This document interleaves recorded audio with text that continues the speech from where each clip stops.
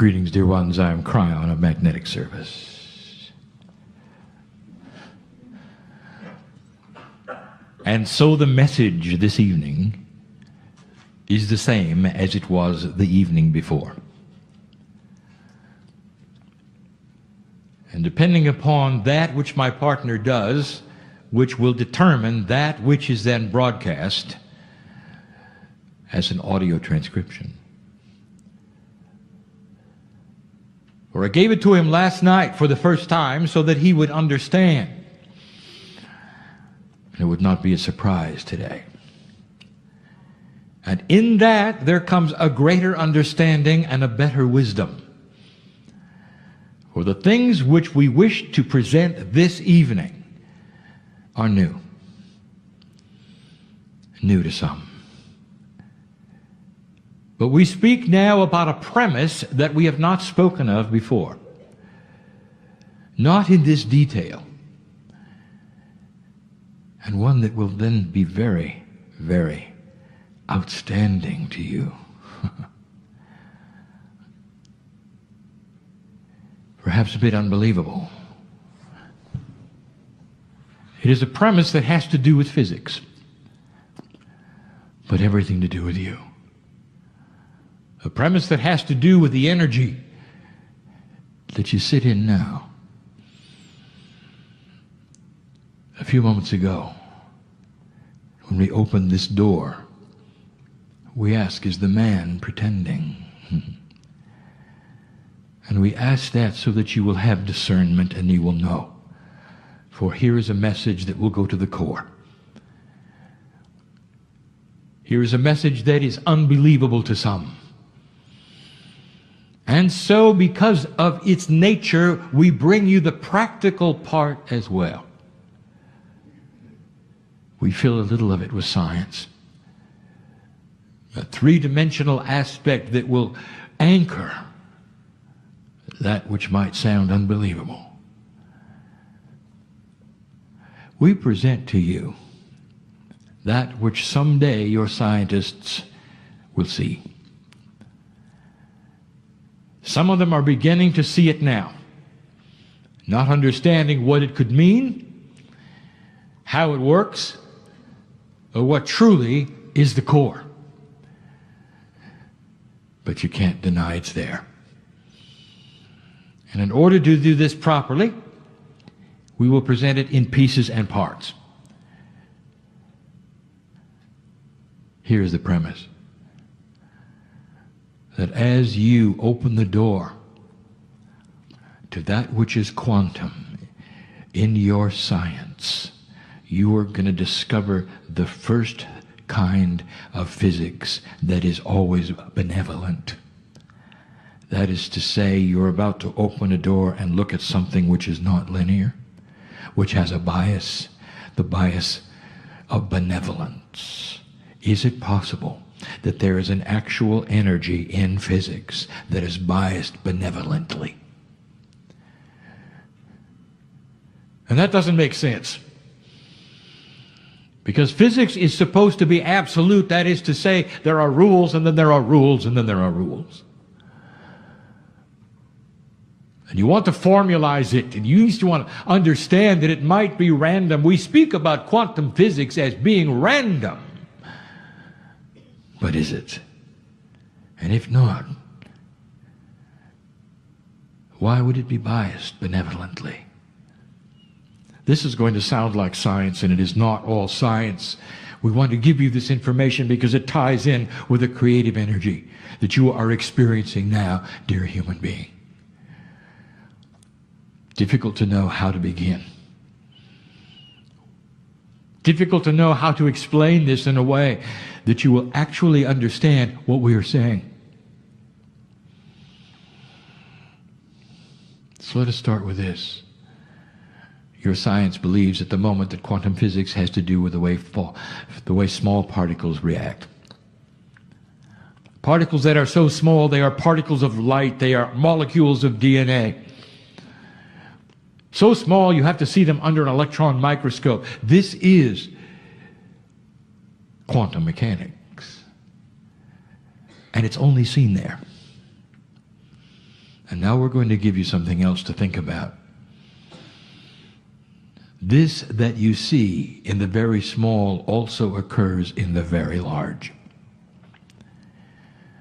And so we'll start there. We're going to start with the premise.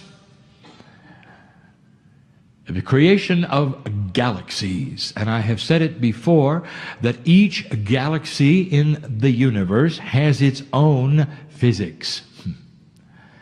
And some of them are very similar, but all of them are different. And if you could know the differences, you'd wonder why, and I will tell you it's because of what's in the middle. Because your physics, 3D and quantum, is determined by what happens in the middle of each creative galaxy. The creation energy in the middle, that bipolar energy, that push and pull, what we have called the twins that are in the middle of your galaxy, which you see in 3D as a singularity, is really double.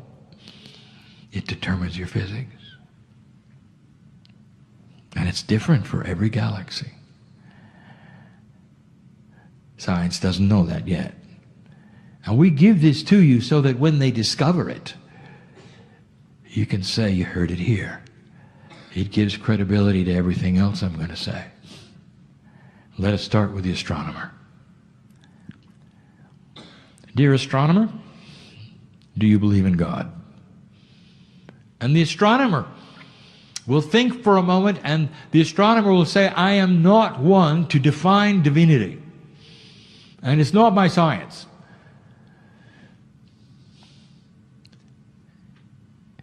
And so you will ask him instead, all right, what do you see that might be interesting to you?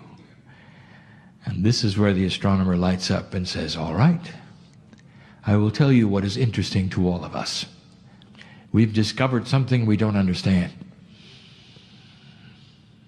There are physical principles in large things that do not apply to orbital mechanics as you have learned them in Newtonian and Euclidean physics. And they will say it's odd to us that the galaxy moves as one plate, almost like the stars were pebbles glued upon it. It all rotates together. There has to be some kind of energy that holds that. For orbital mechanics, as you know them, has to do with gravity and magnetics. Orbiting objects around a fulcrum, which is a sun, seeks its natural place of orbit based upon its mass. Further away, closer together, the speed. Smaller items go faster, slower items go slower that are bigger. That's what your solar system does, but not a galaxy. The galaxy has something in the middle which must be gravity-based, and yet everything moves around it as one. There is a unity there. We don't understand it. But that's not all. Then they will tell you something that you cannot believe. It has to do with what we would call the random factor. So we're going to call this channeling the quantum factor. Something you didn't expect is happening before you. In your three-dimensional reality, everything that happens on the earth seems to be in a random state, and that is to say a bell-shaped curve. If you were to roll a dice over and over thousands of times, you would see this bell-shaped curve, or you would see a consistency of randomness. And that is what you call the way things work. That's what you expect. And there's no bias to it, especially when you would roll dice. You expect to see a certain kind of statistical curve that is random. Back to the astronomer. The astronomer is saying this: everywhere we look at what you would call the creating energy of the universe, that which made the universe, the energy that is responsible for its actual existence, is incredibly biased. It would be like if you rolled a dice and you got 6, and then 6, and then 6, and then 6, and then 6, and then 6, and then 6. It is beyond the realm of randomness. It shows and shouts there had to be intelligent design. Now, I'm not talking about a metaphysical person. I'm talking about an astronomer. Everywhere they look, against all odds, the universe is benevolently designed for life. They've used the term intelligent design. I use the term benevolent design. And I will tell you that that energy that glues the solar systems of your galaxy together, over 100 billion stars, is a giant quantum hand that sits upon the galaxies of your universe like the hand of God. A quantum benevolent hand, and they all move together. By the way, if they didn't, they'd all crash into each other. Like your solar system, there would be chaos in the way of speeds, distances, sizes, and there isn't. Instead, it all moves in unity. And the astronomers say it shouldn't. And the astronomers say it's like rolling 6 1,000 times. How can this be? It is the first of many examples we are going to give you. This is the quantum factor, the very creator of the universe. Biased in love, biased for life, biased in benevolence. And here you are sitting in the little blue jewel, that earth that shouldn't actually exist. And the only thing that allows it to exist is intelligent design. How long did it take for science to come to this? An agreement. It's out of statistical probability. Oh, the astronomer still will not use the God word. Intelligent design is as good as it gets. But at least they have been accurate in describing it. A benevolence that is the creator of the universe. Think of that. What does this mean to you? If there is a benevolence in the overall creation of the universe, allowing for life, allowing for this earth to exist, it means that other earths exist. There's life everywhere. We've told you that. However, we sit in a very special one. The planet that is the only planet of free choice anywhere. There's only one in every universe. And there have been other planets of free choice, graduate planets of free choice, then giving the seeds of what they have graduated from to you to continue.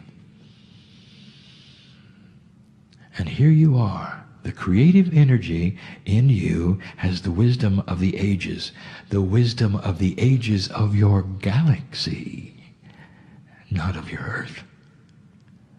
Others before you, in the billions of years that this galaxy has existed and has rotated as one object, there have been many of these tests all over, and every single one that graduates to a new level of benevolence picks up that quantum energy that is biased in love and passes it to the next planet.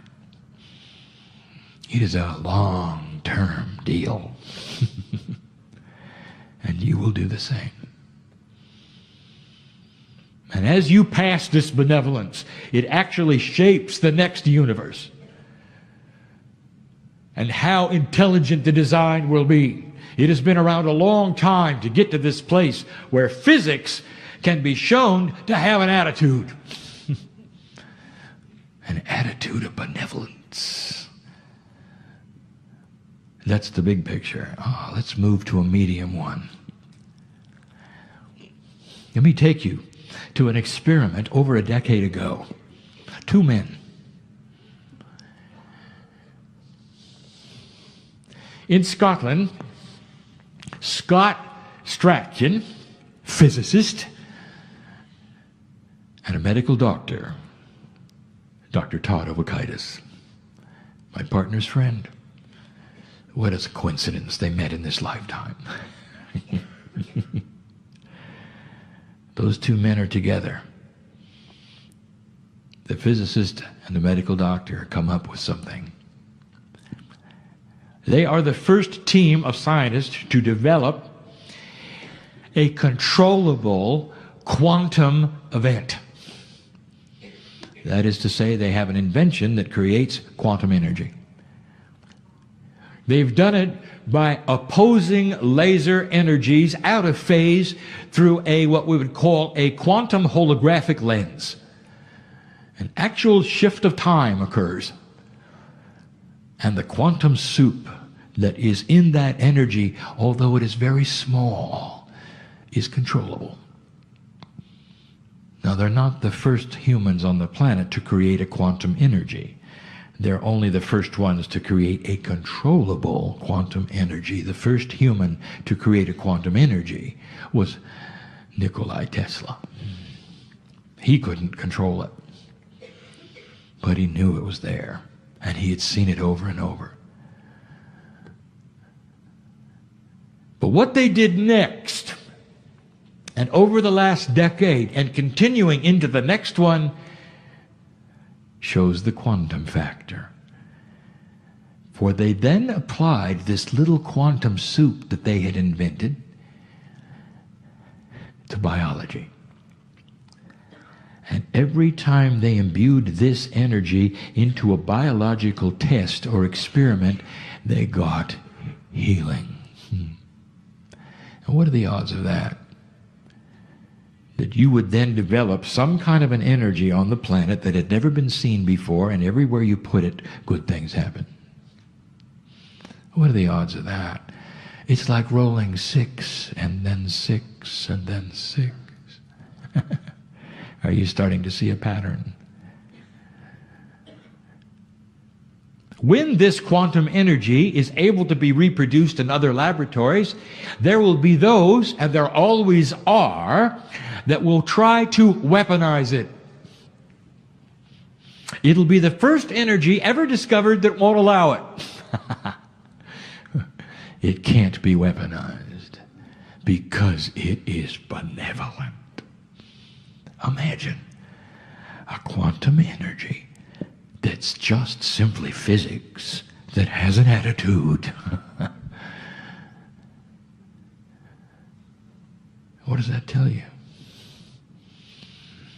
There's something going on. The quantum factor will be discovered on this planet, and it's going to fly in the face of logic and 3D and the way things work. All of this may not be seen in my partner's lifetime. And he's all right with that. He's very all right with that. Now, he stands next to me, but I'm going to tell you about him. Because he knows he'll be here. He may even participate. He doesn't care what his body looks like. He just cares that he'll be here. And he will. And I want to tell you, old soul, that at this moment the potentials are that no matter how old you are in this room, you'll be here with him. Because you're not going to miss the finale. The ramp up is difficult. The old souls in front of me have signed on to work. They waited for this energy for lifetimes. Their parents, and I've spoken of this before, came into this planet knowing full well they would have children that would be in this new energy that would have the chance of changing Earth. Your parents didn't. Before they got here, when they had the mind of God, they said, we're going to go in, and we're not going to wake up, and we're not going to understand. We may even be abusive. We may give them a hard time. We may even disown them. But we're going to have them.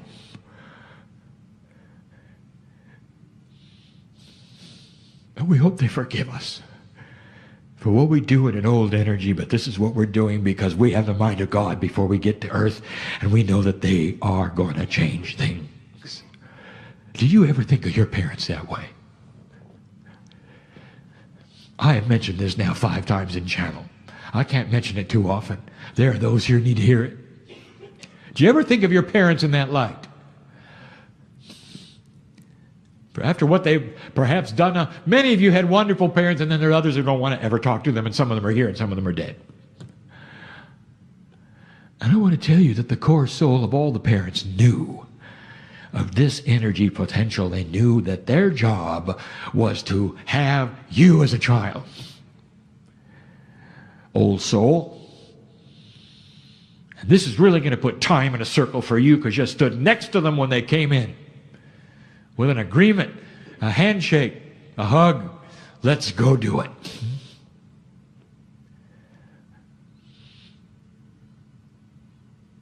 My partner says that light workers sit before him.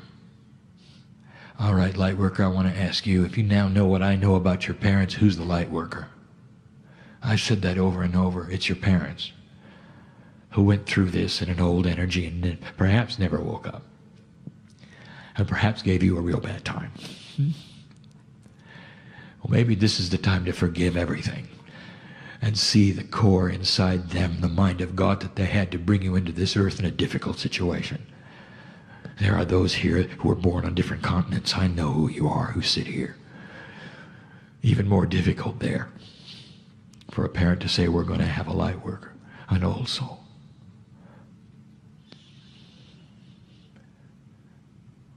And why were they so sure that this would work? Because they saw the quantum factor, the benevolence of the quantumness that you were beginning to absorb and understand. Quantum energy is just around the corner.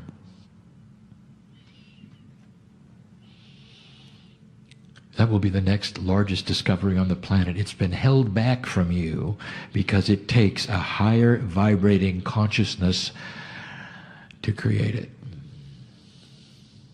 When any planet discovers a quantum energy and is able to use it, you can go to that planet and know that you will meet high consciousness entities. Never given to you before that. For in the quantum factor contains planetary travel, interplanetary travel, entangled states, ways of doing things you never thought could happen. You can throw away your rocket ships. Oh, how 3D of you. You're on the edge of that. Now let me take you to the very small.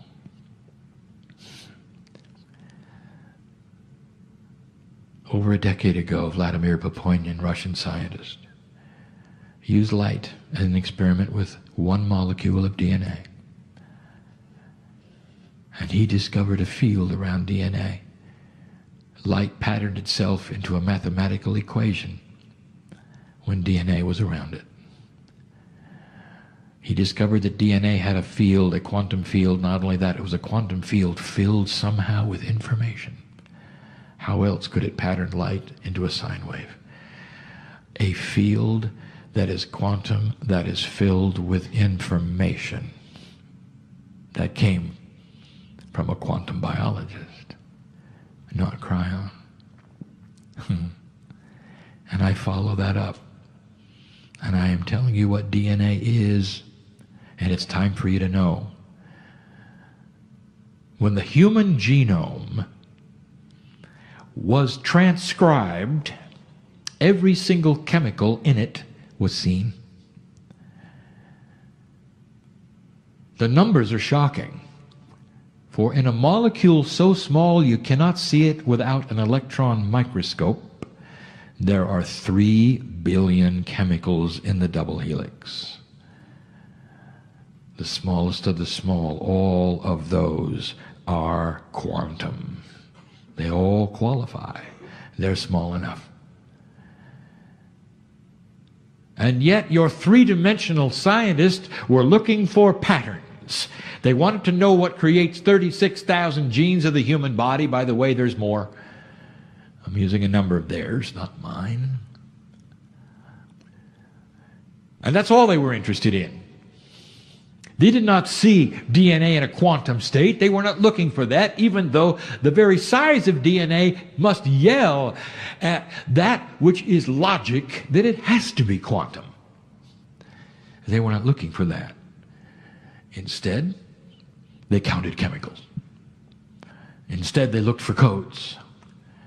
And they found them. In 3.5% of the 3 billion, there were protein-encoded parts that made all the genes. 3.5%. Over 90% was random. It did nothing that they could see. Still to this day, even with that information, they do not see the obvious, that the 90% is quantum and the 3.5% is linear. And they have to ask the question eventually when they see it, what is in the 90% that is quantum? And now we get to it, don't we? And I will tell you 100% information, instruction sets for your life. Everything from your higher self, you might say, everything from that to your Akashic record, you might say, every single lifetime, every single talent. Biologically, every single instruction to every single stem cell. That's what's in your DNA. And it's all quantum. Now, I'm giving you this information so that you will understand something that is coming next. In your 3D life, you simply accept the chemicals you're given. And you act as though the 3.5% is all there is. And you take it as a standard that is unchangeable. You don't see it for the way it is designed. Think of DNA as a race car. Think of 3.5% of it as the engine. It always does the same thing, over and over and over, always does the same thing. And 95% is the consciousness of the driver behind the wheel. Only you haven't discovered the driver. And therefore you live with the 3.5% as though it were all that there is. And you never talk to it. Many of you come in with predispositions based upon the karma which is put upon you from your past lives. You don't come in clean. You come in with predispositions, fears and phobias. Some of it is positive. You come in as a prodigy, continuing your last life, the 8-year-old who can paint like a master and do brush strokes that take 30 years to develop. As soon as she can hold a brush. What does that tell you about what must be in the DNA? The composer, the pianist, the prodigy, the violinist, just waiting till their hands can go on the fingerboard and they can reach up and fret the notes. They come in knowing how to play the piano, just waiting for their hands to get big enough to do it without a lesson. How do you explain that, dear ones? It's all in the DNA. And you never talk to it. Let me take you to cellular division. We've said this before. You need to hear this to understand how this works. A cell is ready to divide. It rejuvenates the human body, all tissue. You've been told that there's some tissue that does not rejuvenate. That is incorrect. It all rejuvenates at different speeds, at different times, and different ways. It rejuvenates. You know, the human body is designed to live a long time. Unfortunately, the energy that you have created on this planet and what you've gone through has beat it up. You don't live much more than 80 years. The biblical creatures that you call human beings, that were sometimes prophets and sometimes masters and sometimes just there, lived for hundreds of years. Did they really, or is that just a metaphor? Did they get that right in the Bible without a mistranscription? I'm going to tell you the truth. It's very accurate. Thousands of years ago, you lived a very long time. Lemurian, if you knew your lifespan, you'd gasp. But not anymore. Instructions have been given literally by the energy of the planet that you live in. A cell divides. Right before it divides, it needs the blueprint. The blueprint is available from the stem cell. The stem cell gets its information from the quantum part of the DNA. It's never changed since you were born. It's remained static. Nothing has ever changed it. And you don't believe it's changeable. There's not a conscious effort to do anything, and it just lays there like it always did. And it talks to the stem cell and says, do the same thing you always did. The stem cell talks to the cell that is dividing, saying, make another one just the same. And you rejuvenate just like the last one. And now I'm going to give you a secret. There's another quantum energy on the planet that has the quantum factor. A benevolence. And that is new. And you sit in now a revolutionary change, and some of you are aware of it and feeling it, and it's called a shift of human consciousness, and it's shifting into the quantum factor. It is becoming benevolent. And it is why you're seeing this earth react the way it is. You're starting to see those who will not allow the old systems. You will not have dictators anymore. They want control over their lives. They don't want war. They want their families to be safe. And you're seeing it over and over in these places that have had dictators for years. The question was asked, when will Africa be included in this? A benevolent revolution, and I will tell you, the next generation, and guess who's going to be there to make sure it happens? The man in the chair. And he's going to have black skin. And he's going to be right where he needs to be. And he can hardly wait. 75 years from now, he'll be there. Ready to go. And he's not going to be a channeler. And there's no way to prove that, is there? And he won't know who he used to be. He'll just know what he's supposed to do. There's going to be a healed Africa by then, ripe and ready to develop one of the most abundant and filled with resources continents that this planet has ever seen, without any history that is political. They don't have to unlearn anything. They can start from scratch. They can take the best of any system that they've ever seen and build it. Africa will become one of the most abundant continents in the world. And by the way, they're going to have one currency. And you say, well, what about China? They're awfully large. Look at what they've done. Look at what they have to unlearn. Africa will only have the history that you see today. Sickness, dictators. All of that is going to change, and he'll be there. And how do I know that? Because that's what he's agreed to in advance. In a quantum state, the quantum factor is benevolent, and he knows it. Synchronicity is benevolent. Did you know that? If you wait for synchronicity in your life, God is never going to give you a snake when you ask for an apple. We've told you this before. This is benevolent energy on the planet working in synchronicity for you. Did you ever wonder how energy can be developed like this?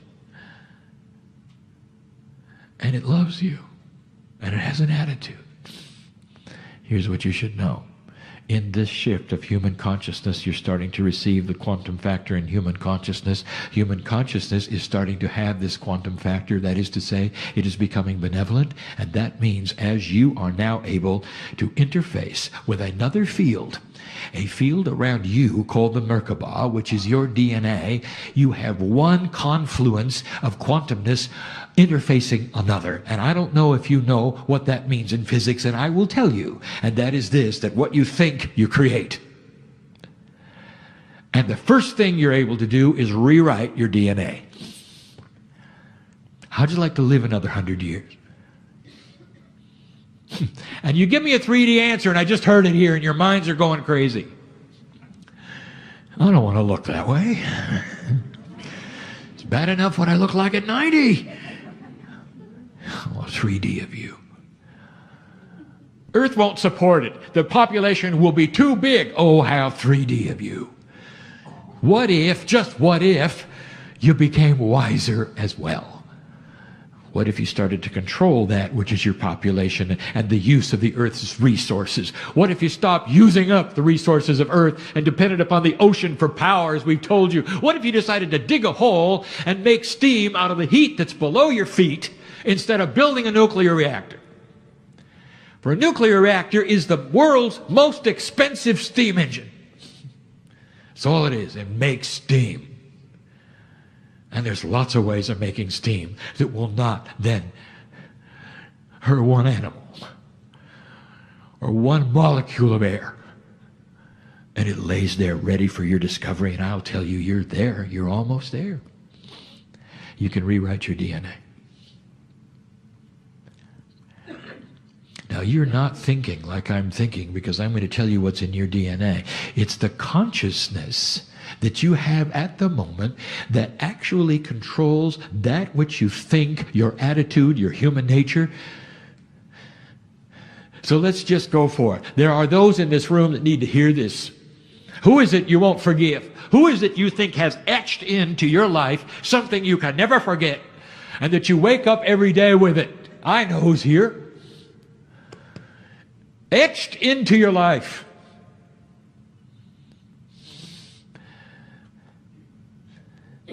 And when a cell divides, let us call it a brain cell, it asks, the same or different? And it goes back to the stem cell for the blueprint, and the stem cell goes to the DNA, and it looks, and oh, would you believe that? The DNA has another instruction set. It's becoming more benevolent. It's more peaceful. Look at that. The event which caused that groove of horror that can never be forgotten is gone. And it talks then to the stem cell, and the stem cell then gives that print to the cell that is dividing, and it says different, not the same. And a new cell is created in your mind that has a new blueprint. And so you might say that what you're going to do in the future has changed your past. And there it is. How much more quantum can you get? Are you paying attention? You can rewrite anything. That's the power of the human being. In this new energy, all souls will pick it up first. It's the old soul who's going to start changing, and people will see it in your human nature, and they'll say, what have you got? I want it. You don't ever have to give them a KRYON book. You never have to say one word. They watch you work with other human beings. They watch you love others who are unlovable. They watch you care about people who you could never care about. And then you start to see it in areas you never thought you'd see it. Politics will begin to change. The way you do business starts to change. What you expect of each other becomes benevolent. Oh, there will always be those unbalanced. There will always be that which you cannot control. There will always be humans. There will always be ones that land in prison. There will be those who come to the planet for the first time, haven't got a clue what to do. Do everything wrong, seemingly, just like you did. There is a lineage in the room, not just one of many lifetimes, but one of wisdom that brings you to the chair. And the questions you ask about civilization and earth are wise ones. When are we going to learn the lessons? You say, well, you have in order to have asked the question, haven't you? There is a wisdom pool sitting in the room that is enormous. Don't you feel it? And so, dear human being, you start talking to your DNA in a benevolent way, and you say to the stem cells, you say to the all that is, you say, why don't we have a situation where the telomeres don't shorten every time the cell divides? Oh, and the information goes to the stem cell, and the stem cell is queried by the cell that is dividing, and the telomeres are there, and they don't shorten. And therefore, the one that is produced doesn't age. And you youth. And that's the truth. You start to return to an energy that you thought you'd lost, where human beings are allowed to live longer and can live longer, and it doesn't destroy the environment. They don't overcrowd themselves because they can control it through their minds and through wisdom. How many children to have? What is appropriate?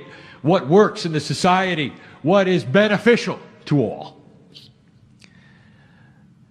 The quantum factor.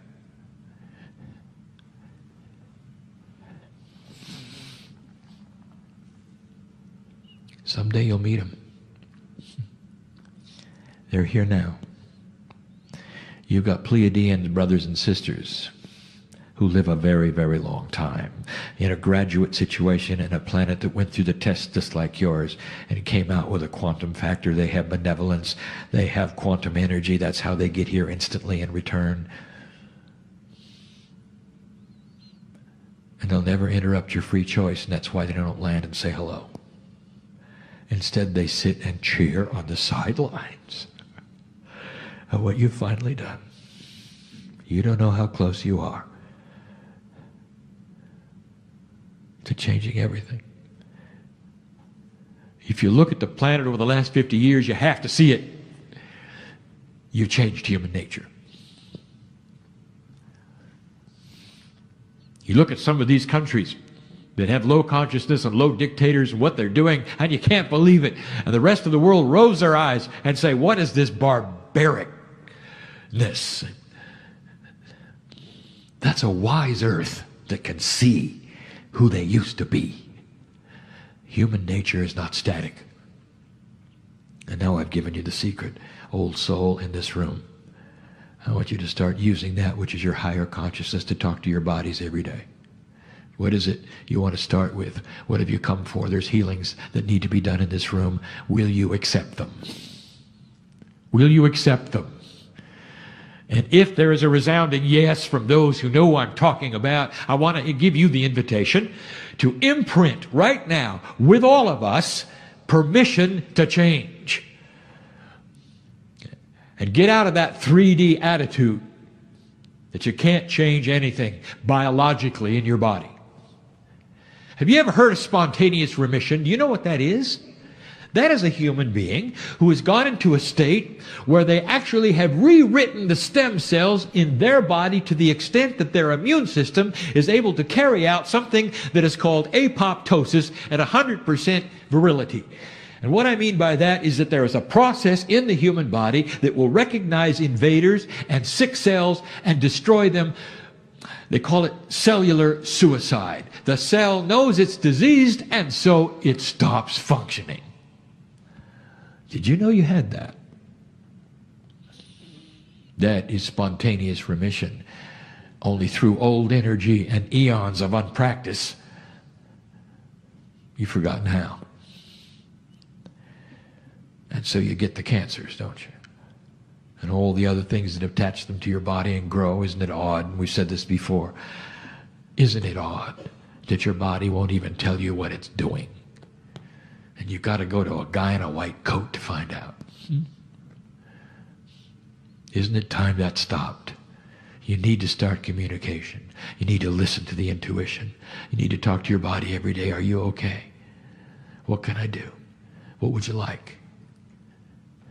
Let's start rewriting the DNA to live a long time. Let's shorten the telomeres. Let's start with high consciousness and how we react to anger. Let us imprint our DNA with the benevolence of God. Let us take the hand of the higher self and finally learn what is in the Pleiadian layers that they gave you. You haven't opened that bag yet. And it lays there.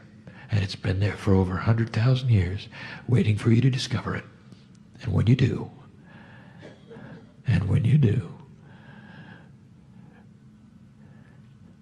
you'll visit another planet. And you'll give them the seed of your benevolence. And you'll have peace on earth. I wouldn't tell you this. I wouldn't tell you this unless you could look at it and see it's happening.